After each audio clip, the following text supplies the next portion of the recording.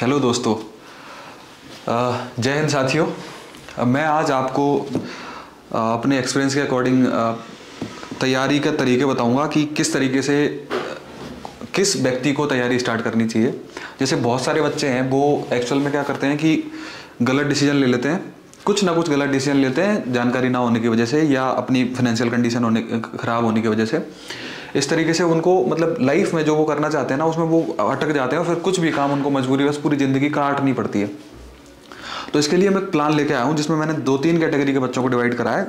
उसमें चौथी कैटेगरी जो होती है लेजर क्लास, अपर क्लास, उससे मेरा कोई लेना देना नहीं, क्योंकि अपर क्लास के बच्चे कोई भी गवर्नमेंट एग्जाम की तैयारी नहीं करते। तो मैं 3 कैटेगरी में बांटा हुआ है। सबसे पहली कैटेगरी, और ये ऐसी रणनीति है जिसमें कोई भी बच्चा अगर इस रणनीति को फॉलो करता है तो मैं दावे के साथ बोल सकता हूँ वो फेल नहीं होएगा। और जिसने भी ये रणनीति फॉलो करी होगी उसको पूछ लेना अपने मोहल्ले पड़ोस में जाके कि वो फेल हुआ या नहीं। वो 100% सफल हुआ होगा और बेहतर कर रहा होगा। तो चलिए मैं आपको इसके बाद में एक स्टोरी भी बताऊंगा कि कैसे 3 बच्चे जो केरला के थे और वो क्या लाइफ में किए। उनमें से जो कम पढ़ने वाला बच्चा था वो क्या करा, जो अच्छा पढ़ने वाला बच्चा था वो क्या करा, और अल्टीमेटली सफलता किसको कैसे मिली।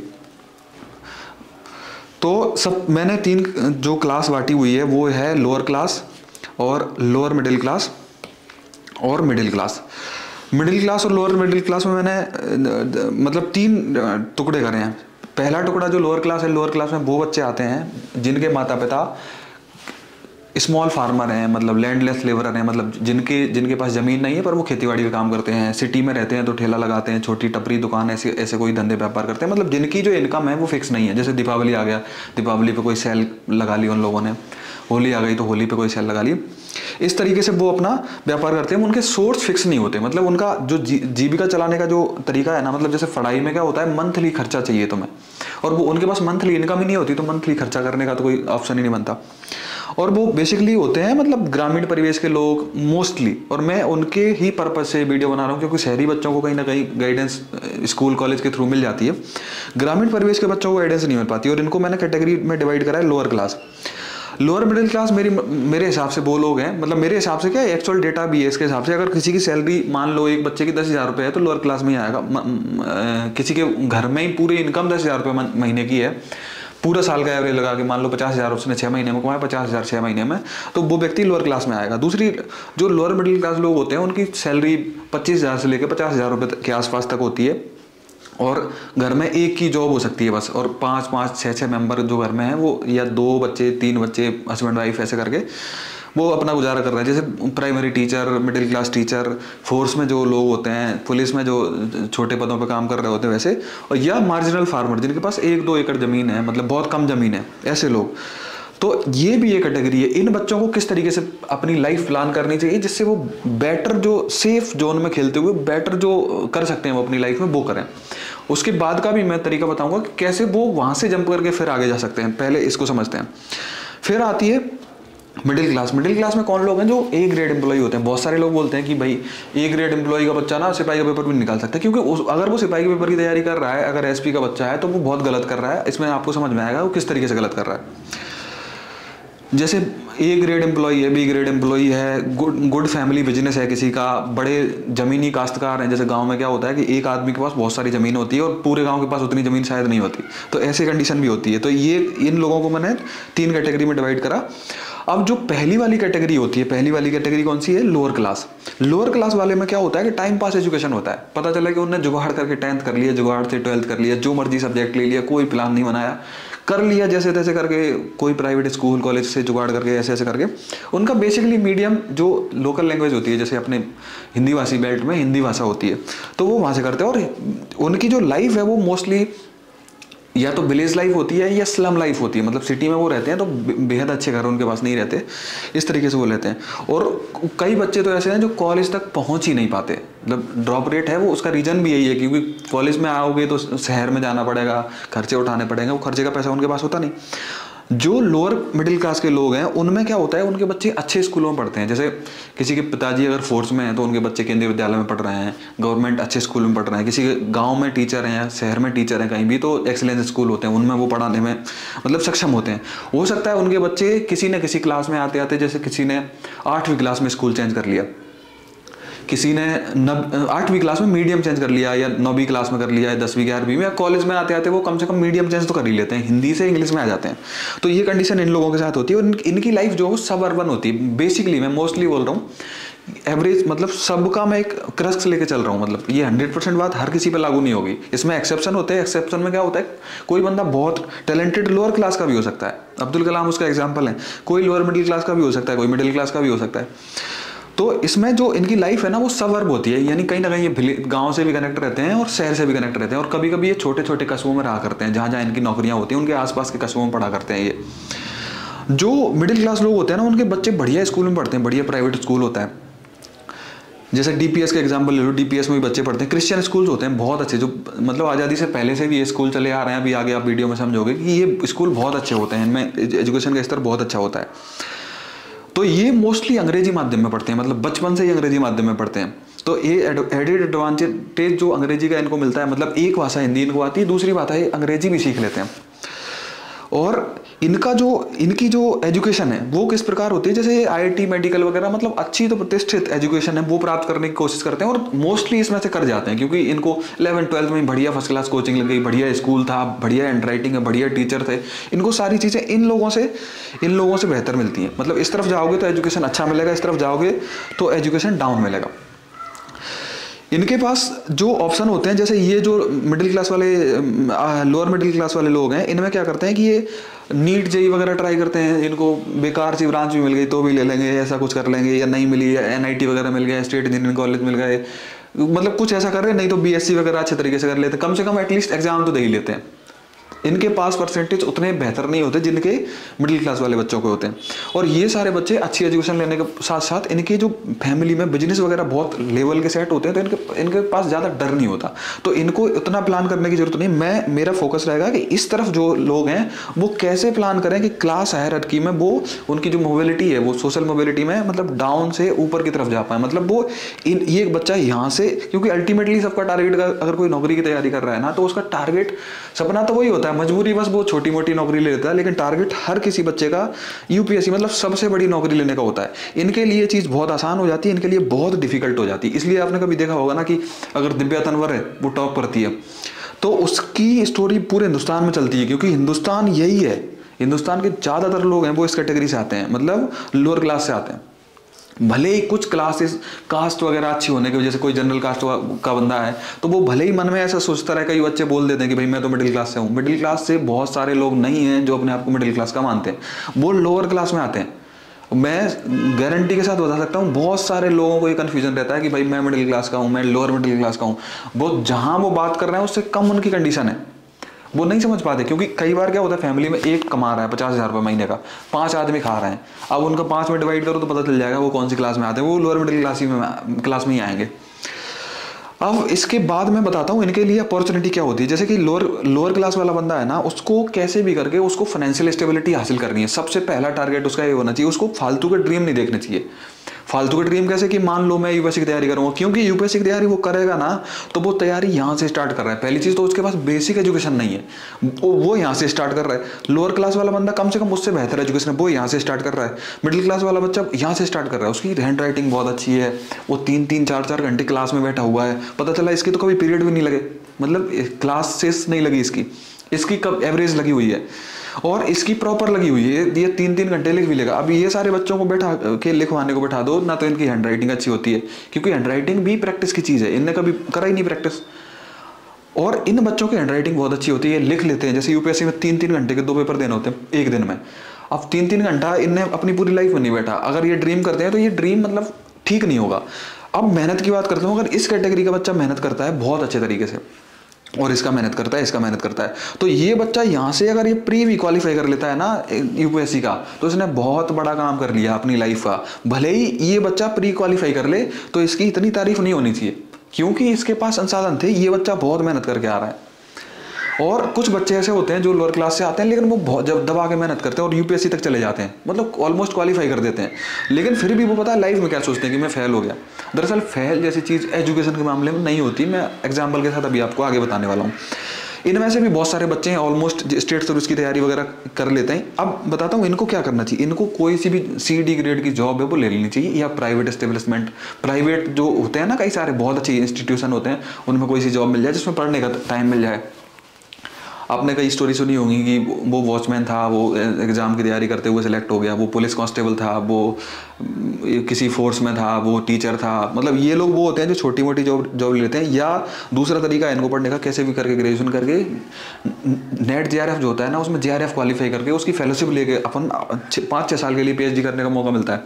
आप 5-6 साल बढ़िया तैयारी करो, सिलेक्ट हो जाओ। इसका बेस्ट एग्जाम्पल है कन्हैया कुमार। कन्हैया कुमार के पास ज़्यादा कोई पैसे वैसे नहीं थे, उसने अपनी मास्टर डिग्री करके JRF ले लिया और JNU में भर्ती हो गया। JNU में भर्ती हो गया, उसको फेलोशिप भी मिलती रही और JNU की फीस भी 150 रुपये होती है। तो इस तरीके से वो बंदा फिर मतलब इस क्लास को छोड़ के वो इस क्लास के बच्चों को ऊपर छाड़ दिया, इलेक्शन लड़ लिया। क्योंकि इनमें जो पोटेंशियल होता है ना लोअर क्लास के बच्चों में, इनने जो संघर्ष करा होता है ना वो इन बच्चों ने नहीं करा होता उतना। तो पोटेंशियल की इनमें कमी नहीं होती, पोटेंशियल इनमें बहुत होता है, लेकिन डायरेक्शन की कमी होती है। ये मजबूरी में फंसे रहते हैं। जितना आप निचले लेवल पे जाओगे उतना बंदा मजबूर है। दरअसल बहुत सारे लोग जैसे अभी छोटी छोटी जॉब निकलती है, उनमें फॉर्म डाल देते हैं लोग। वो फॉर्म इसलिए नहीं डालते कि उनका पैशन है। 100% आप चेक कर लो, 99% लोग हैं जिनका पैशन नहीं, केवल मजबूरी है। इसलिए देश का सिस्टम बिगड़ा हुआ है, क्योंकि लोग मजबूरी बस जाना चाहते हैं उन सर्विसेज में। अब मैं आपको ये जो बता रहा हूँ ना, इसमें अगर आप जो लोअर मिडिल क्लास में आते हैं तो आपको हाईएस्ट टारगेट PSC जैसे एग्जाम का रखना चाहिए। स्टेट सर्विसेज जो होती हैं वैसे एग्जाम का, IIT से किसी डिग्री को ले लो, मेडिकल डिग्री कर लेना, नेट वगैरह क्वालिफाई करके रख लेना, BEd DEd कर लेना अगर फाइनेंशियल स्थिति ठीक है, घर वाले अफोर्ड कर सकते हैं। तो इससे क्या होगा, अगर आप फ्यूचर में कुछ भी प्लान करते हैं, कुछ भी तैयारी वगैरह करते हैं, तो आपको कम से कम ये डर नहीं रहेगा फेल हो गया तो क्या करूँगा। क्योंकि कई सारे बच्चे केवल एग्जाम की तैयारी करते हैं, बैकअप नहीं लेते। जितना नीचे की तरफ जाओगे उतना बैकअप मजबूत होना चाहिए, जितना ऊपर की तरफ जाओगे बैकअप की जरूरत उतनी कम है। ये मैं प्रैक्टिकल अपने एक्सपीरियंस के हिसाब से बात बता रहा हूँ। मैंने UPSC की तैयारी करी हुई है विजन IAS दिल्ली से, और मैंने मास्टर डिग्री करी हुई है सोशियोलॉजी में। और मैं सोशियोलॉजी के थ्रू सारी चीज़ों को जज करता हूँ, सोसाइटी में क्यों ये चीज़ें घटित हो रही हैं।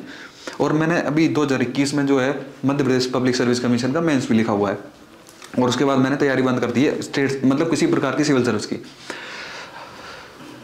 अब मेरा जो उद्देश्य है, मैं मतलब जो सोशियोलॉजी है उसमें अपनी जो फर्दर एजुकेशन है वो मैं कंटिन्यू करने की मतलब प्लान कर रहा हूँ कि मेरे को वो अच्छा लगता है। अब ये फिगर आउट कब करा, जब अपन ये जो कंडीशन है ना इनको समझ लेते हैं कि भाई किस बंदे को क्या करना चाहिए। अब इसमें जो ये मिडिल क्लास वाले बच्चे हैं, मिडिल क्लास वाले बच्चों को क्या करना चाहिए, इनको बढ़िया एजुकेशन लेनी चाहिए। मतलब MBBS करो, IIT से डिग्री कर लो, या कोई और भी अच्छा कुछ हो जाओ, अच्छे किसी कॉलेज से आप एजुकेशन करो, फॉरेन एजुकेशन करो अगर पॉसिबल है तो। उसके बाद आपके पास ये तो भरोसा है कि भाई जॉब तो मिल ही जानी है, तो आप कुछ भी ट्राई करो, मतलब आप UPSC ट्राई करो, क्या दिक्कत है। और इनके चांसेस ज़्यादा होते हैं क्योंकि इनकी रेस बहुत छोटी है, इनकी रेस बहुत बड़ी है। इनको बहुत सारे गड्ढे भरने हैं अपने लाइफ के, इनको उतने गड्ढे नहीं भरने, इनको भी बहुत सारी मेहनत करनी है। तो इसलिए ये किसी भी चीज़ की तरफ जा सकते हैं। अब वैसे गवर्नमेंट जॉब में क्या होता है, 99% जो चांस होते हैं ना वो फेलियर के होते हैं। 99% चांस जो है, 99 पॉइंट कुछ % फेलियर के चांस रहते हैं। और ये जो मैं तरीका बता रहा हूँ, अगर कोई बंदा इस रणनीति से जाता है तो 100% सक्सेस होने के चांस है। मैं आप अपने पड़ोस में अपने पड़ोसी से पूछ लेना जिसने ये तरीका अपनाया होगा। कोई लोअर क्लास का बंदा होगा, अगर वो हाई एग्जाम की तैयारी कर रहा हो ना, वो फेल हुआ होगा। अगर वो छोटी मोटी एग्जाम ले लेता है ना, तो वो फिर आगे पढ़ाई कर सकता है और आगे अब धीरे धीरे करके वो इंप्रूव कर सकता है। और कोई बंदा जैसे मान लो BEd DEd नहीं करा, इस क्लास के बहुत सारे बच्चे हैं जो इंदौर में आके डायरेक्ट PSC UPSC की तैयारी करते हैं, लोअर मिडिल क्लास, इनके पिताजी टीचर हैं वगैरह वगैरह, फाइनेंशियल कंडीशन थोड़ी बहुत ठीक है। अब ये लोग 5-7 साल तैयारी करते हैं, अब 5 साल तो रिजल्ट भी नहीं आता है MP में। तो उसके बाद क्या होता है कि फिर ये फंस जाते हैं कि यार हमने बहुत बड़ी गलती करी लाइफ में। वो गलतियां क्या है, वो ये है, आपने कभी BEd को इंपॉर्टेंस दी नहीं दिया। BEd करने में कुछ भी नहीं करना, केवल एग्जाम देनी है। DEd कर लेते हैं, नेट कर लेते हैं। नेट एक सेंट्रल लेवल का बहुत छोटा सा एग्जाम है, मतलब अच्छा एग्जाम है, मतलब इन BEd DEd से तो ठीक है। उसको PSC की जो तैयारी कर रहा है वो आराम से क्वालिफाई कर लेगा। तो उसको बैकअप रखो ना, किसी भी कॉलेज में अगर सरकारी प्रोफेसर नहीं बन सकते, प्राइवेट बन जाना। तो ऐसी कंडीशन ये बच्चे घबराते हैं। इनको मैं और सारी टेक्निकल डिग्री है, टेक्निकल डिप्लोमे है, वो आप करके रखो, कुछ ना कुछ बैक में ऐसा रखो जिससे आप मजबूत रहो, जिससे आपको एग्जाम देते टाइम घबराहट कम हो। जैसे आज कल हिंदुस्तान वर्ल्ड कप में इतना घबरा के खेल रहा था कि वो वर्ल्ड कप में फाइनल में हार गया। हालांकि 10 मैच वो बहुत अच्छा खेला। क्यों? क्योंकि उसके ऊपर प्रेशर नहीं था। अब जो बंदा प्रेशर में होगा ना तो एग्जाम क्वालिफाई कर पाएगा। ये बहुत सारे बच्चे हैं जो जिनकी पढ़ाई लिखाई बिल्कुल भी कमजोर नहीं होती, केवल वो प्रेशर नहीं झेल पाते। क्यों? क्योंकि उनके पास पीछे नहीं है कि भाई कर तू, मैं खड़ा हूँ। मतलब मैं खड़ा कौन, मेरी डिग्री खड़ी है, मैं मास्टर बन जाऊंगा, मैं नेट क्वालिफाई करके प्रोफेसर बन जाऊंगा, मैं छोटी एग्जाम क्वालिफाई कर लूंगा, मतलब मेरे पास दम है। तो इस तरीके से उन लोगों के पास दम नहीं होती। अब आगे बात करते हैं कि मतलब क्या करें अगर फेल होते हैं। तो देखो मैं बताऊं भाई, जो बंदा पढ़ लिख रहा है ना जीवन में, वो उसको जॉब मिलनी आराम से किसी भी तरीके से, अगर इन फंडों को फॉलो करता है। अगर वो सबसे ज़्यादा प्रेशर लड़कियों पर बनता है, जैसे इंदौर जैसी सिटी में लड़कियां रहती हैं, उनको बड़ा प्रेशर लगता है। मैं आपको बता दूँ कि चलो एग्ज़ाम में कोई जॉब आपको मिल गई तो बहुत अच्छी बात है। अभी भारत सरकार जो है वो 33% रिजर्वेशन लेके आ रही है पार्लियामेंट में। 2029 के आसपास से ये लागू होना चालू हो जाएगा, मतलब जब अगला सेंसस हो जाएगा उसके बाद। भाई अगर आप मध्य प्रदेश में 230 विधानसभा सीट हैं, मैं विधानसभा की केवल बात कर रहा हूँ, 230 इंटू 4 पार्टियां तो लड़ती रहती हैं। 230 इंटू 4 पार्टियां, जिसमें से नाम लेके बताऊं तो बीजेपी, कांग्रेस और आम आदमी पार्टी तब तक आ जाएगी, और बीएसपी लड़ती है। तो इन चारों से 230 इंटू कितना करना, इतनी वैकेंसी तो एमएलए की आनी है। अभी आपका चांस है कि आप कैसे लड़ते हो। अगर आपके अंदर नॉलेज है, आपके अंदर इन्फ्लुएंस करने की पावर है लोगों को, तो भाई आज से ना अपनी तैयारी को ऐसे मत करो कि मैं पीएससी में ही क्वालिफाई हो जाऊंगा। अरे पीएससी कोई बड़ी चीज़ नहीं है, ये एक सिस्टम है। और पीएससी में क्या करता आदमी की, मान लो 50,000 रुपये की नौकरी में भर्ती हो गया, अगले महीने उसके मतलब अगले साल उसके 50,000 की जगह 50,000 में भर्ती होगा, अगले साल उसके 52, 53, 54,000 रुपये हो जाएंगे। लेकिन 50,000 रुपये मिलने के चक्कर में वो चाहे भी तो 50,000 रुपये से उतना सामान नहीं खरीद सकता, मतलब 54,000 से उतना सामान नहीं खरीद सकता जितना वो 50,000 से पिछले साल खरीद रहा था। उसके 4,000 रुपये बढ़ गए। इसका मतलब क्या है कि आपकी सैलरी बढ़ नहीं रही, कहीं ना कहीं कम हो रही है। इन्फ्लेशन बहुत बढ़ रहा है। ये पूंजीवादी अर्थव्यवस्था जब होती है, जब इन्फ्लेशन बहुत ज़्यादा बढ़ता है, मतलब ग्रोथ बहुत ज़्यादा होती है, और जो सिविल सर्वेंट है ना उनकी ग्रोथ उतनी नहीं होती। ये सोशलिस्ट कंट्री होती है ना 1991 से पहले, उस कंट्री में जो पब्लिक सर्वेंट होते हैं उनकी वैल्यू ज़्यादा होती है। तो इसलिए ये चीज़ें देखो, किसी को सैलरी 50,000 रुपये मिलती है आज मैं उतना सामान खरीद सकता हूँ। जैसे मैं 500 किलो तेल खरीद सकता हूँ आज 50,000 रुपये से, लेकिन क्या 500 किलो तेल में अगली साल मेरी सैलरी 54,000 रुपये हो जाएगी? बढ़ा के डीए जो भी लगना होगा वो लग जाएगा, बेसिक बढ़ जाएगी। तो 54,000 रुपये में 500 किलो नहीं खरीद सकता मैं अगले साल। इसका मतलब क्या है, मेरी सैलरी में उतनी दम नहीं है अगले साल।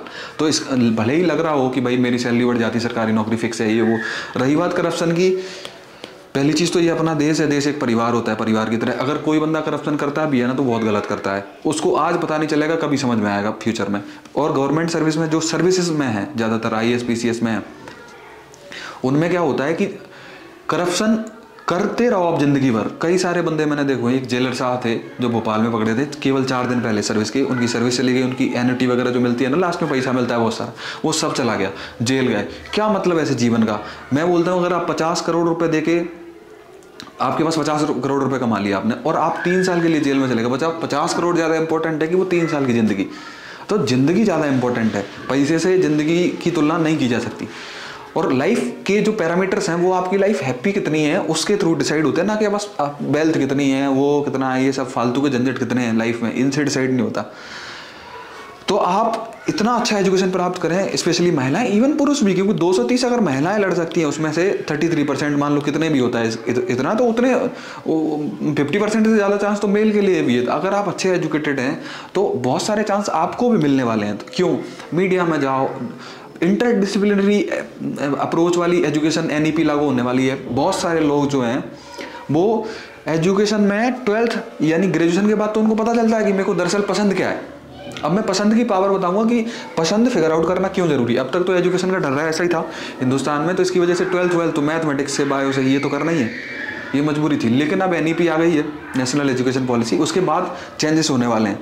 तो आपके पास ऑप्शन रहेंगे कि आप जल्दी से जल्दी डिसाइड करें कि किस चीज़ में आप बेहतर कर सकते हो। बेहतर करने का जो मतलब पर्सनल लाइफ में जो ग्रोथ होती है ना, उसका कोई मतलब उसकी तुलना आप किसी चीज़ से कर ही नहीं सकते। उसको अपन एक मैं स्टोरी बताऊंगा अभी कुछ टाइम बाद, उसमें आप देख लेंगे।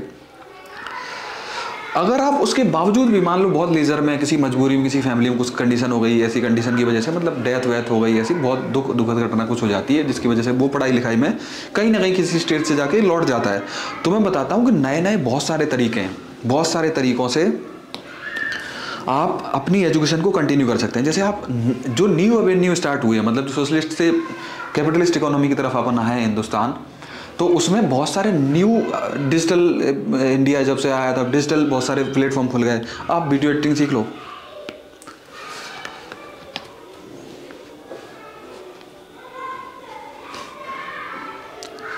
वीडियो एडिटिंग के साथ आप एक्टिंग सीख सकते हैं। एक्टिंग कर करके भी बहुत सारे बच्चे जो है बहुत अच्छा काम कर रहे हैं। मतलब डांस क्लास खोल सकते हो, डांस में करने में अच्छे हो, डांस क्लास करके खोल के भी बिजनेस कर सकते हो। आर्ट सीख सकते हो, जैसे आर्टिस्ट शिखा शर्मा इंदौर की, जो मतलब पहले एम्बेसडर वगैरह भी कुछ रही हुई है, वो बहुत अच्छा कर रही है। उसको मुझे नहीं लग रहा किसी भी सर्विस में होने के बाद वो बहुत अच्छा कर सकती थी। ग्राफिक डिजाइनर, आजकल हर किसी बंदे को, तो जो आगे बढ़ रहा है ना, उसको सोशल मीडिया एजेंसी ऑपरेट करने वाले बंदों की जरूरत पड़ रही है। उसके बाद जैसे मैं और बताऊं, जैसे अगर आप इंदौर में रहते हो तो कैपिटलिस्ट इकोनॉमी जो ग्लोबल इकोनॉमी होती है, उसमें क्या होता है कि बहुत सारे लोग बहुत सारी जगह माइग्रेट करके चले जाते हैं। जैसे इंदौर में बहुत सारे ऐसे एल्डरली पेरेंट हैं जो अकेले रहते हैं, उनके पास बहुत बड़ा घर है, उनके पास बच्चे नहीं है, बच्चे उनके यूएस में या किसी भी कैपिटलिस्ट कंट्री में बहुत अच्छा काम कर रहे हैं, उनके पास पैसा बहुत है, बशर्ते उनको किसी बच्चे की जरूरत है, किसी हेल्पिंग हैंड की जरूरत है। उनके साथ आप उनके परिवार में उनके साथ रह के उनके हेल्पिंग हैंड बन के वो आपका खर्चा उठाएंगे, उनसे आप उल्टा पैसा भी ले सकते हो। तो ऐसे काम आप खोज सकते हो। ये कब होता है? जब आप सोशली लोगों से कनेक्ट होते हो। बहुत सारे लोग तैयारी के दौरान ये कोशिश करते हैं कि मैं किसी से बात नहीं करूंगा, ये सब चीज़ें। मनुष्य एक सोशल एनिमल है, उसमें बात करना बहुत इंपॉर्टेंट है। मैं इसका एग्जांपल देकर बताऊंगा। जब टी.एन. शेषन हार्वर्ड यूनिवर्सिटी में पढ़ते थे, तो उनकी दोस्ती जो हुई थी, सुब्रमण्यम स्वामी वहाँ पे एसोसिएट प्रोफेसर थे, उनसे हो गई थी। तो जब उनसे दोस्ती हो गई और उनको पता चला कि टी.एन. शेषन जो एक IAS ऑफिसर थे, जो 10th election commissioner of India थे 1991 से 96 तक, तो उन्होंने जब 91 में इनका नाम सामने आ रहा था कि इलेक्शन कमिश्नर किसको बना दें, ये 89-90 में रिटायर हुए थे सेक्रेटरी से, मतलब IAS की हाईएस्ट पोस्ट से रिटायर हो जाते हैं। तो इनको पता चला कि यार ये बंदा बहुत ब्रिलियंट है। तो सुब्रमण्यम स्वामी से अगर वो कॉन्टेक्ट में नहीं होते, जिनने सबसे ज़्यादा ताकत लगाई थी उनको चीफ इलेक्शन कमिश्नर बनाने में, तो ये होती है सोशल कनेक्ट की पावर। दूसरे तरीके से मैं इसको बताता हूँ। जैसे रियल एस्टेट में भी कई प्रकार का बिजनेस होता है। रियल एस्टेट में क्या होता है कि बहुत सारे लोग हैं ना, जिनके पास प्रॉपर्टी तो बहुत है पर बेचने वाले नहीं होने की वजह से वो क्या कर रहे हैं, एक मैं पेंसिल लेता हूँ, चल नहीं रही है।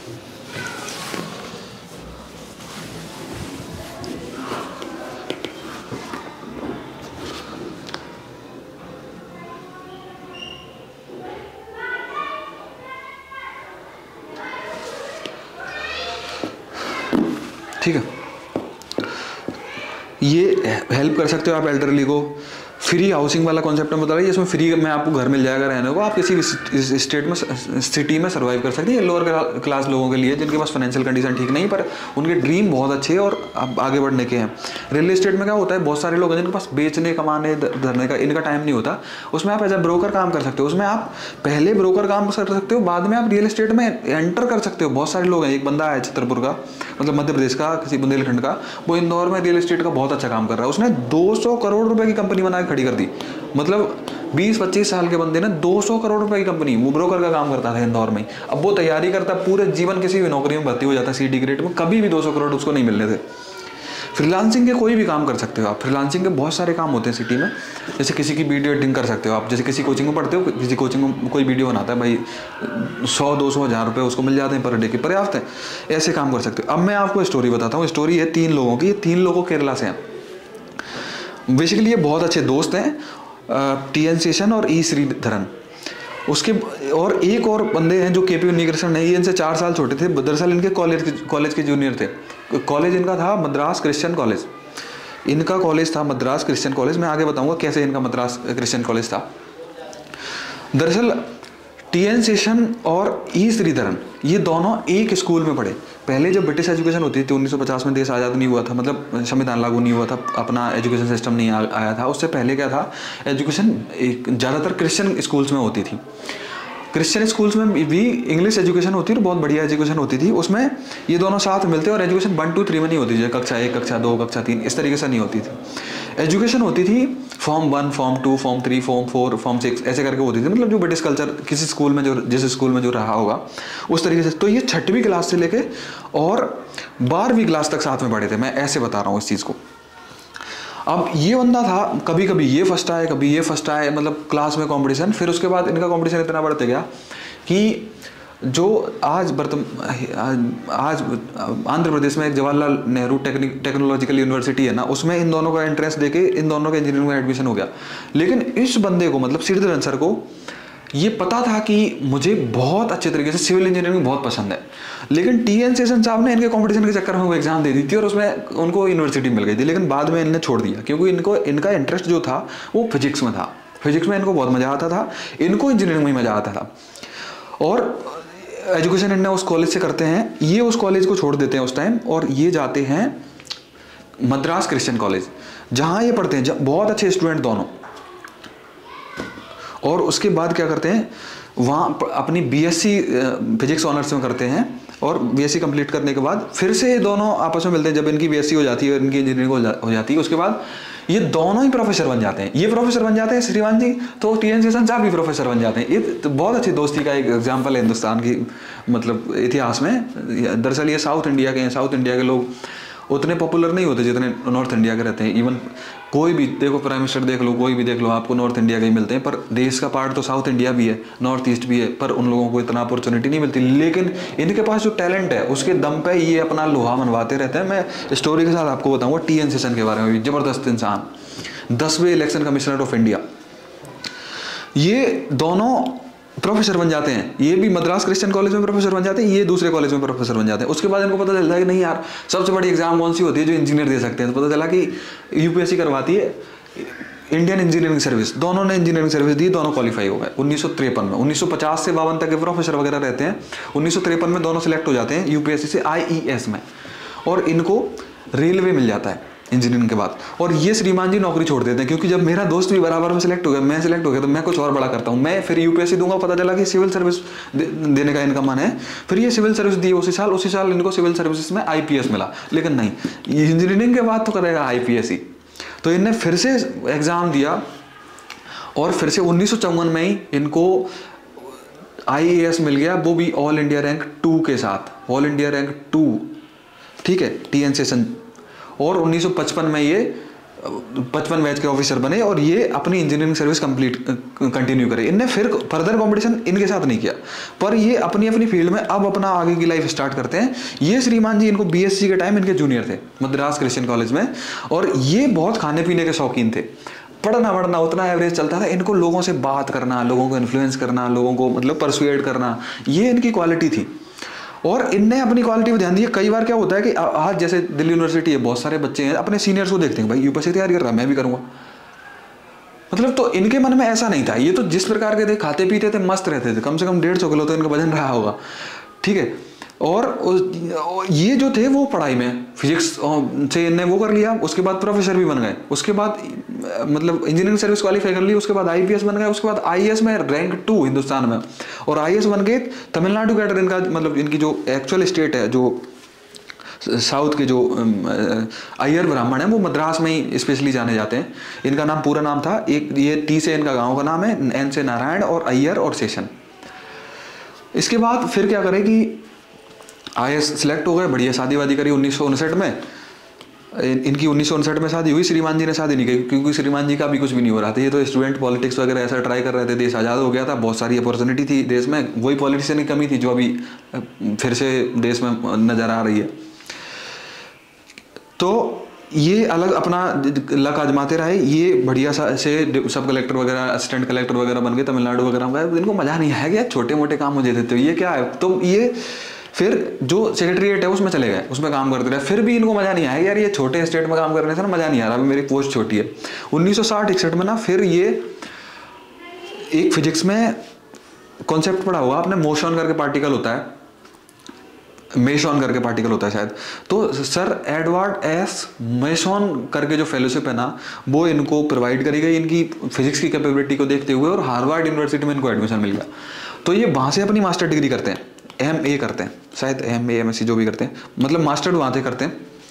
और हार्वर्ड यूनिवर्सिटी में जब मास्टर कर रहे होते हैं तब इनको सुब्रमण्यम स्वामी मिलते हैं, जो मैंने अभी जस्ट आपको स्टोरी बताई थी कि वो इनके दोस्त बन जाते हैं, मतलब दोस्त या परिचित बन जाते हैं और वो इनको समझ लेते हैं कि यार बंदा टैलेंटेड है। और सुब्रमण्यम स्वामी हार्वर्ड मैसाचुसेट्स जो स्टेट है जगह है ना वहीं है पेंसिल्वानिया में, और वहीं पड़ोस में एक और इंस्टीट्यूट है MIT जो अब बहुत फेमस है। सबसे पुराना जो इंस्टीट्यूट है अमेरिका में वो है हार्वर्ड। ये दरअसल एक क्रिश्चियन मिशनरी का स्कूल हुआ करता था जिसमें क्रिश्चियनों के जो प्रीस्ट होते हैं, जैसे अपने ब्राह्मण होते हैं वहाँ उनके क्लर्की होते हैं, उनको पढ़ाने का काम करता था। लेकिन बाद में जब देश समाज में समझ बढ़ी, इंडस्ट्रियल रिवोल्यूशन आया, शिक्षा का महत्व बढ़ा, तो ये बहुत शानदार इंस्टीट्यूट बना जिसमें अपने हिंदुस्तान के बहुत सारे लोग पढ़े हुए हैं। तो इनका कनेक्शन उनसे बन जाता है। तो ये कनेक्शन, जो लोग बोलते हैं कनेक्शन नहीं बनाना है, उनको ये सोच लेना चाहिए कि कनेक्शन की पावर क्या होती है। अब मैं बताता हूँ TN सेशन के बारे में। TN सेशन सबसे पहले इनको मिले थे स्कूल में जिसका नाम है बेशल एवएंजेलिकल मिशन हायर सेकेंडरी स्कूल। ये सब क्रिश्चियन स्कूल हुआ करते थे पहले। अब मैं श्रीधरन के बारे में बताता हूँ। श्रीधरन की स्टोरी बहुत इंटरेस्टिंग है। सेशन के बारे में बताऊंगा। सेशन 1969 में, मतलब 1969 में जब वहाँ से वापस पढ़ाई करके आ गए ना, तो इनकी फिजिक्स इतनी तगड़ी थी कि इनको सेक्रेटरी बना दिया, joint secretary department of space का। मतलब ऐसी पोस्टिंग भी मिलना, इस पावर किसका है, एजुकेशन का। श्रीमान जी उस समय क्या कर रहे थे, श्रीधरन साहब, इनके बारे में बताता हूँ। 1964 में तूफान आया बहुत तगड़ा वाला, और ये जो इसको बोलते हैं पंबन ब्रिज। पंबन क्या करता है, जो अपने यहाँ अगर किसी को पता होगा तो तमिलनाडु में एक जगह है रामनाथपुरम, वहाँ से रामेश्वरम जाते हैं ना, तो उसके बीच में एक ब्रिज बनता है, मतलब बीच में खाली जगह है, तो वहाँ से लोग ब्रिज से जाते हैं। ये ब्रिज ऐसा ब्रिज है कि ये ऐसे खुल जाता है, मतलब जो खुला हुआ है ना, मतलब ऐसे खुल जाता है जहाज़ निकलने के लिए, फिर बंद हो जाता है। तो ये खुला हुआ रहा होगा उस समय, और तूफान आ गया तो ये टूट टाट गया था।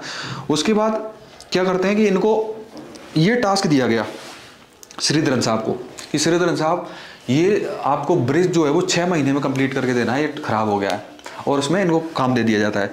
फिर इनके जो बॉस होते हैं वो बोलते हैं नहीं 6 महीने तो ज़्यादा हो जाएगा, मतलब पब्लिक कब तक वेट करेगी, 3 महीने में इसको बना दो। 3 महीने का डेडलाइन इसको दे दी। श्रीमान जो थे वो इतना तगड़ा इंजीनियर था, मतलब इतने तगड़े कि उन्होंने केवल 46 दिन में इस ब्रिज को बना के तैयार कर दिया। और इनको इसके लिए जो उस समय के ट्रांसपोर्ट मिनिस्टर थे वो मेडल इनको मिला, अल्टीमेट परफॉर्मेंस रही। उसके बाद फिर इनकी कैपेबिलिटी लोगों को पता चली, तो फिर क्या करते हैं कि मेट्रो बन रही थी उस टाइम 1970 के आसपास, कोलकाता मेट्रो। तो उनको कोलकाता मेट्रो का काम दिया गया, और कोलकाता मेट्रो को काम इन्होंने मतलब टाइम से भी पहले कम बजट में इस तरीके से इन्होंने बहुत अच्छे तरीके से इसको कंप्लीट करा। और जब ये भी कंप्लीट कर लिया तो हिंदुस्तान में क्या होता है, तो बहुत दिनों से एक कंपनी थी जिसका नाम था कोचीन शिपयार्ड लिमिटेड।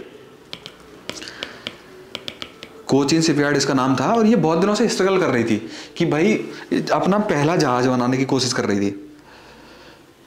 ये जो फोटो में दिया हुआ है, तो ये जहाज बनाने की कोशिश कर रही थी ना, लेकिन मतलब बना ही नहीं पा रहे थे, वैसे ही पड़े हुए थे। लेकिन जब ये ज्वाइन करते हैं तो उसके बाद ये जहाज कुछ टाइम में बन के कंप्लीट हो जाता है, और कोचीन शिपयार्ड अपना काम चालू कर देती है, और पहला जहाज बनाते हैं MB रानी पद्मिनी के नाम से हिंदुस्तान का।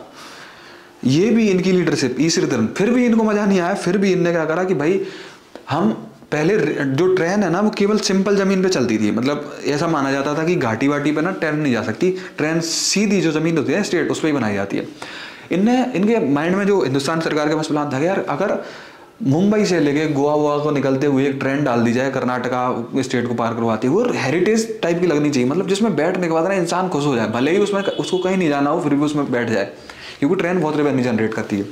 तो पहली बार इन्होंने कोंकण रेलवे के नाम से इनको प्रोजेक्ट दिया गया, करीब 7 साल का था। 7 साल इन्होंने नहीं लगने दिए क्योंकि इनकी क्वालिटी यही है, जिसमें करीब 150 सुरंग बनी। ये सुरंग जो इस प्रकार की है ना, अभी एक सुरंग पे जो वहाँ हिमाचल में बन रही है, एक सुरंग में भी 41 मजदूर उसमें फंसे हुए हैं, एक भी कैजुअलिटी नहीं हुई, और 150 सुरंग बनाई, और करीब 100 पुल बनाए पानी के अंदर समुद्र में, क्योंकि वहाँ पे जो ट्रेन होता है ना वो ऐसी छिछली ज़मीन होती है, मतलब ऐसे, तो यहाँ से निकालना तो कभी ज़मीन कभी पहाड़ कभी पानी ऐसे करके जाता है। और यहाँ से मुंबई से लेकर और मैंगलोर तक ये जो बना हुआ है कोंकण रेलवे, ये इन्होंने बना दिया बहुत एफिशिएंट 7 साल के समय में। फिर भी इनका जो है टाइम पूरा नहीं हुआ, फिर इनके बाद दिल्ली मेट्रो का हेड ही बना दिया कि भाई तुम दिल्ली मेट्रो बना। दिल्ली मेट्रो इन्हें खर्चे से कम में दिल्ली मेट्रो भी तैयार कर दी। इवन अभी जब केजरीवाल सरकार इनको महिलाओं को मेट्रो में फ्री व्री करने का कुछ सिस्टम कर रही थी ना, तो इनने अपोज करा था कि नहीं नहीं, फ्री व्री करने की वजह से मेरी जो मेहनत है वो बर्बाद हो जाएगी। इवन ये मेट्रो में जैसे कोई मध्य प्रदेश में भी भोपाल इंदौर में मेट्रो प्रोजेक्ट चल रहे हैं, बहुत सारी जगह लखनऊ मेट्रो बनी, तो ये अपोज करते हैं कि भाई इस मेट्रो प्रोजेक्ट में इतना खर्चा आना ही नहीं था, ये बहुत सस्ते में बन सकती थी, बहुत कम टाइम में बन सकती थी। तो इनका एक्सपीरियंस अभी बोलता है। फिर उसके बाद दिल्ली मेट्रो कंप्लीट करते हैं ये। दिल्ली मेट्रो कंप्लीट होने के बाद, जैसे ही दिल्ली मेट्रो कंप्लीट करते हैं, पूरे वर्ल्ड में ये फेमस हो जाते हैं। जब इनको फ्रांस सरकार जो है लीजन ऑफ ऑनर, जो कि मतलब एक सिविलियन को दिया जाने वाला बहुत बड़ा पुरस्कार है फ्रांस का, वो इनको दिया जाता है। दिल्ली मेट्रो की सफलता के बाद ये पूरे वर्ल्ड में फेमस हो जाते हैं। टाइम्स मैगजीन उनको एशिया का हीरो बोल देती है 2003 में। मतलब ऐसे रेलवे मिनिस्टर अवार्ड उनको तब मिला था, पद्मश्री मिल गया, पद्म विभूषण मिल गया 2008 में। मतलब इनको अवार्ड, मतलब इतने पुरस्कार मिले इनके काम की वजह से। और जैसे ही 1990 के आसपास ही आया 1989, अब मैं आपको श्रीधर साहब के साथ साथ उनके दोस्त TN शेषन साहब क्या था, बहुत अच्छा काम कर रहे थे हिंदुस्तान में, खलबली मची हुई थी मतलब उनकी वजह से। उस समय इंदिरा गांधी जी की हत्या हो गई 1984 में। उसके बाद उनको मतलब एक खतरनाक आदमी कोई बनाया जाएगा, भैया कौन है जो अब इस काम को कर सकता है कि प्राइम मिनिस्टर की जो सुरक्षा है उसमें कोई चूक नहीं होनी चाहिए। फिर भी इनको इंटरनल सिक्योरिटी का एडिशनल सिक्योरिटी बना दिया गया। तो एक स्टोरी बताता हूँ, मुझे याद आ गई। राजीव गांधी जी प्राइम मिनिस्टर थे उस टाइम, और TN शेषन साहब उनके सिक्योरिटी इंचार्ज थे, मतलब इंटरनल सिक्योरिटी के एडिशनल सेक्रेटरी थे। और उस टाइम राजीव गांधी कहीं मूवमेंट कर रहे थे, तो पहले बिना सिक्योरिटी हेड के मूवमेंट नहीं कर सकता था प्राइम मिनिस्टर, इतना देश में डर था सुरक्षा की दृष्टि से। तो उस समय जब वो कहीं जा रहे थे ना, तो TN शेषन साहब उनके साथ थे। कभी बीच में राजीव गांधी जी अलग चले गए, और अलग जाने के बाद क्या करा कि जो मतलब नाश्ता पानी करने चले गए, कुछ खाने पीने चले गए साइड में, एक मजाक के नज़रिए से। और ये जाने लौट के जब वापस आते हैं तो बोलते TN शेषन साहब आप कहाँ थे, मैं आपको इस पद से अभी तत्काल रूप से हटाता हूँ। तो इनको बड़ा सदमा लगा कि यार ये तो गलत आदमी, ये खुद ही अलग चले गए और मतलब मेरे ऊपर इल्ज़ाम लगा रहे हैं कि वो हो गए। फिर इनने क्या करा कि तत्काल जो उनका ड्राइवर था उसको नौकरी से सस्पेंड कर दिया कि भाई तू मेरी बिना परमिशन के इनकी गाड़ी मोड़ कैसे ले गया, मतलब मैंने कब परमिट करा था, तू उसे चलाया। फिर राजीव गांधी जी मुस्कुराए, मजाक करे, और उन्होंने जो जलेबी वहाँ से लेके आए थे वो इनको दी और बोले कि दरअसल मैं तुम्हारे लिए जलेबी लेने गया था। तब ये जो स्टोरी बहुत फेमस है हिंदुस्तान की राजनीति में। इस प्रकार के आदमी थे। 1989 में ये दोनों व्यक्ति बहुत बड़ी ये ट्रांसपोर्ट में बहुत बड़ी पोजीशन पर पहुंच जाते हैं, ये इस पे पहुंच जाते हैं, मतलब कैबिनेट सेक्रेटरी बन जाते हैं। ये भी कैबिनेट सेक्रेटरी लेवल के दोनों लोग पहुंच जाते हैं। अब जो श्रीमान जी जो छोटे भाई थे, मतलब इनका जो दोनों का जन्म है ना वो 1932 में हुआ था, इनका भी 1932 में हुआ था, इनका जन्म 1936 में हुआ था। ये 4 साल छोटे थे, इनके जो मद्रास क्रिश्चियन कॉलेज के जूनियर थे। अब ये भाई साहब क्या करते हैं, अपने इंटरेस्ट के हिसाब से काम करते हैं। और 1971 में ये मेंबर ऑफ पार्लियामेंट बन जाते हैं पहली बार। और जब ये दोनों 1989 के आसपास कैबिनेट सेक्रेटरी होते हैं, जब ये कैबिनेट मिनिस्टर होते हैं, और जब ये ट्रांसपोर्ट में होते हैं, तब ये श्रीमान जी KP उन्नीकृष्णन इनका नाम है, तब ये ट्रांसपोर्ट के, हिंदुस्तान के, शिपयार्ड के, सबके मिनिस्टर होते हैं कैबिनेट में। तो ये क्वालिटी होती है कि भाई अपनी जो पावर है ना, कोई बंदा किसी प्रकार से किसी भी जगह से कमजोर नहीं होता। दरअसल वो अपनी फील्ड अगर वो चूज कर लेना तो फिर झंडे गाड़ देता है। अगर ये IAS बनने की कोशिश करते हैं, ये इनकी जगह मिनिस्टर बनने की कोशिश करते, कभी नहीं हो सकता। इनका एग्जाम्पल मैं बताता हूँ। 1996 में जब ये चीफ इलेक्शन कमिश्नर से रिटायर हो गए, तब इनने इलेक्शन भी लड़ा। KR नारायण जो प्रेसिडेंट थे उनके खिलाफ इनने इलेक्शन लड़ा, लेकिन हार गए। इसका मतलब ये राजनीति के लिए नहीं बने थे और ये IAS के लिए नहीं बने थे। हालांकि इनकी एक और स्टोरी बताता हूँ। अब इनका तो हो गया कि अपनी फील्ड में अगर आप पढ़ाई में कैसे भी अच्छे हो नहीं हो कोई फर्क नहीं पड़ता, दरअसल अपने आप को जानो, उस हिसाब से काम करो। एक स्टोरी बताता हूँ। TN शेषन 1980 के दशक में 1980-90 के दशक में शायद, मुझे जहाँ तक याद है, बहुत खतरनाक करप्शन चलता था हिंदुस्तान में। किस चीज़ में करप्शन चलता था? इलेक्शन में।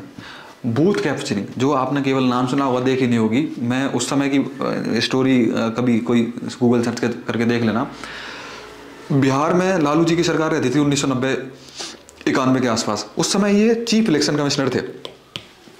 इनने इलेक्शन कमीशन में जो काम किया है हिंदुस्तान में, बहुत सारे लोग बोलते हैं ना कि इंपॉर्टेंट चीज़ें क्या होती हैं। जैसे मान लो किसी को इलेक्शन कमिश्नर पढ़ने हो हिंदुस्तान के, तो भाई TN शेषन को पढ़ना होता है। मतलब वो इंपॉर्टेंट आदमी अलग देख चाहता है कि किसको पढ़ना है। अब लालू जी के टाइम पे क्या चलता था कि पैसा बटा, लालू जी पढ़े लिखे तो थे नहीं, बातचीत करने में, लोगों को इन्फ्लुएंस करने में बहुत अच्छे थे, पावर में और अन्य भी चीज़ें जो मैं बोलना नहीं चाहता, उन चीज़ों में बहुत अच्छे थे। उसके बाद इनने क्या करा कि तत्काल रूप से वहाँ कंट्रोल कर दिया कि बिहार में इलेक्शन एक बार में नहीं हो। एक बार में होता था, सब जगह प्रशासन काम नहीं कर पाता था और गड़बड़ करके वो ही जीत जाते थे। इनने इलेक्शन टुकड़ों में बांट दिया, डेट चेंज कर दी, ये कर दिया। मतलब किसी भी तरीके से तुम स्ट्रेटजी बनाओ अपने पैसे खत्म करने की, करप्शन करने की, मैं स्ट्रेटजी बनाता हूँ कैसे इलेक्शन फेयर होगा। वोटर आईडी में जो फोटो है ना, वो उनके बाद से ही आना चालू हुआ है। पहले तो कोई भी किसी का भी वोट डाल देते, फोटो ही नहीं होता था। और जो आज आचार संहिता जो लगी होती है ना, आचार संहिता भी इनके टाइम के बाद ही आई है। ठीक है, ऐसे मतलब पहले खर्चे की कोई लिमिट नहीं होती थी, खर्चे की लिमिट नहीं होती थी, कोई कितना भी पैसा खिला पिला के दे के चुनाव जीत जाता था। मतलब क्या मतलब, जब इलेक्शन ही है तो ये इलेक्शन का जो डेमोक्रेसी है वो खत्म ही हो जाती है जब ऐसी गलत प्रैक्टिसेस चलती हैं। और एक और एग्जांपल देके बताता हूँ, इनसे प्राइम मिनिस्टर वगैरह जो होते थे वो खुद भी डरते थे कि यार बहुत बेकार आदमी है, क्योंकि ये जो लोग थे जो सिविल सर्वेंट थे वो ऐसे थे कि इनने 1400 के आसपास मेंबर ऑफ पार्लियामेंट को सस्पेंड करा है, 14,000 के आसपास शायद एमएलएज को सस्पेंड करा है। मतलब इलेक्शन में माल प्रैक्टिसेस पाई गई, उनको सस्पेंड कर दिया कि भाई तुम एमएलए नहीं हो। उसके बाद एक और कंडीशन है कि 40,000 लोगों की, मतलब जो इलेक्शन लड़ रहे हैं उनको इनने जांच करवाई है। तो इतना हिंदुस्तान में कभी किसी से नहीं करा। सब एक स्टोरी याद रखते हैं कि वो इंदिरा गांधी जी को इलाहाबाद सीट से जो चुनाव लड़ी थी उनका कैंसिल वैंसिल का कुछ केस चल रहा था हाई कोर्ट में, उस चीज़ को याद रखते हैं। पर ये इनको तो याद रखो, इनने गड़बड़ का इनको सूचना दे दो कि भाई गड़बड़ हुआ है यहाँ, और वहाँ ये उसको ठीक कर देते थे, मतलब सस्पेंड कर देते थे कि भाई हटाओ इसको, दोबारा सिलेक्शन होंगे। तो ये रही स्टोरी। मतलब किस तरीके से कोई भी आदमी अगर अपने उस बिल पे प्रॉपर काम करता है तो किस प्रकार से वो जिंदगी में अब जो कुछ अचीव करना चाहता है वो अचीव कर सकता है।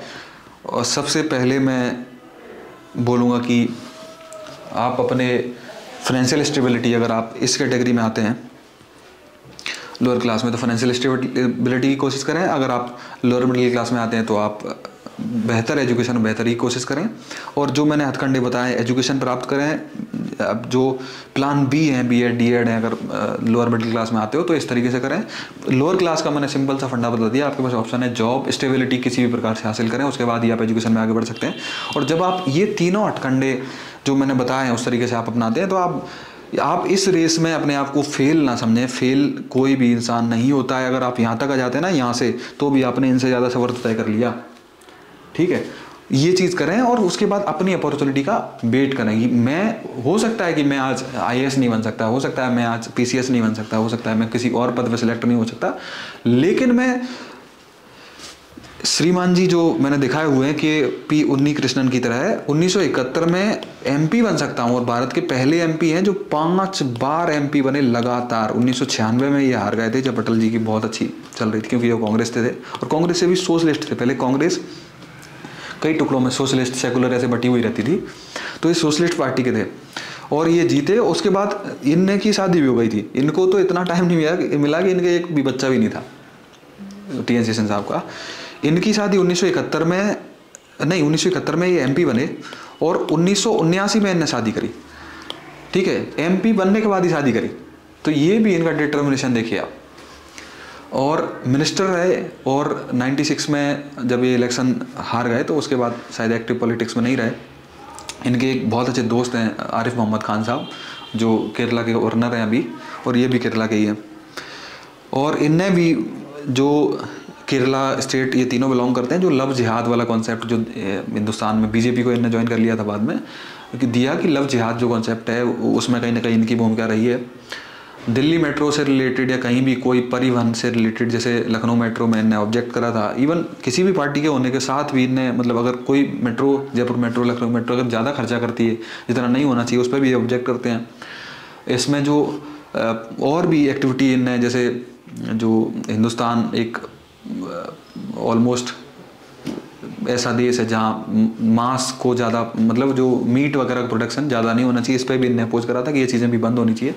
इनने तो बहुत ज़्यादा चीज़ें अपोज करी, इसलिए ये सरकार से कभी बना के नहीं चले, इसलिए इनके पुरस्कारों की कमी है। लेकिन इनको एशिया का नोबेल कहा जाने वाला पुरस्कार, जिसको रेमन मैग्सेसे बोलते हैं, वो इनको मिला था। क्योंकि अगर जिस बंदे को नोबेल ही मिल गया तो हिंदुस्तान सरकार उसको पुरस्कार देती है नहीं देती, इनको सबसे बड़े मिल गए। केवल भारत रत्न की डिमांड इनकी बच गई थी, बाकी पद्म भूषण, पद्म विभूषण 2008 में इनको मिल गया था, तो इनको वो भी मिल गया था।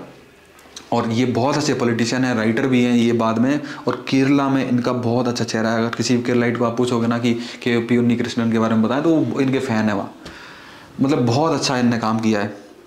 तो इसी के साथ मिलते हैं फिर अगले वीडियो में, जो कि शायद होने वाला होगा पूंजीवाद को लेके। पूंजीवाद की वजह से जो देश हिंदुस्तान में समाजशास्त्र का विद्यार्थी हूँ, तो मैं समाजशास्त्र की वजह से सोशलिस्ट, पूंजीवाद सोशलिस्ट में कैसे हावी हुआ, कोल्ड वॉर क्या था, उसके विषय में मैं आपको बताऊंगा। हिंदुस्तान की जो गतिविधि है उसमें क्या होना चाहिए, सिविल सर्विसेज ज़्यादा इंपॉर्टेंट होनी चाहिए, मतलब कोई सरकारी नौकरी की वैल्यू क्या है, या सरकारी नौकरी की वैल्यू कम होती जा रही धीरे धीरे, जैसे ही सोशलिस्ट से कैपिटलिस्ट की तरफ हिंदुस्तान जा रहा है। और हिंदुस्तान उस तरफ जा रहा है, वो उसकी मजबूरी है, वो मैं कैसे है पूरा वर्ल्ड सिनेरियो मैं आपको बताने की कोशिश करूँगा अगली वीडियो में। ये ऐसी शख्सियत है इनकी, एक मतलब पूरा करियर में 1 घंटे में तो नहीं बता सकता, लेकिन मैंने पूरी कोशिश करी इनके बारे में बताने की। जय हिंद।